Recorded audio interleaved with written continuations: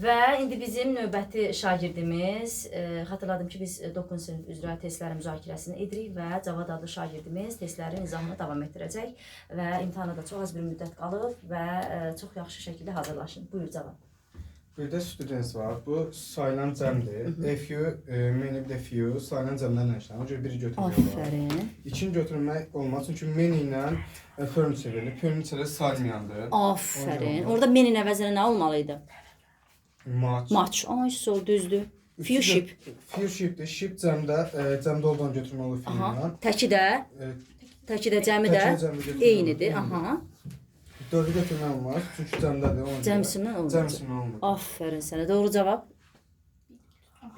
1-3 A variantı. Aha, sağ ol. Və növbəti bizim sualımız 162. Burada bula baxırıq. Tək olduğuna görə 3 ilə 4 olur. Bu da A variantı. Tək xəbərlər. Ay, sağ ol. 3 ilə 4 olacaq. Yaxşı, bəs cəm xəbərlər hansılar idi? Were, are, sonra başqaları var idi. Have, sonra S xəbərlər, feillər yoxsa S-siz feillər? Sonunda S olan feillər tək xəbərli cəm.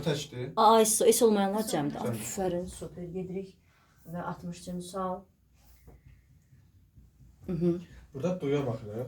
Duyda burada baxanda 4 olmaz. 4 olan variantdan çıxarından sonra qalırıq beyininci.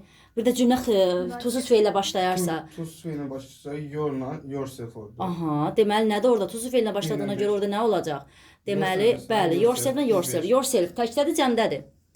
Yourself təkdə, yourself cəmdə. Bu əvəzin hansı növüdür? Adı nə idi bunun?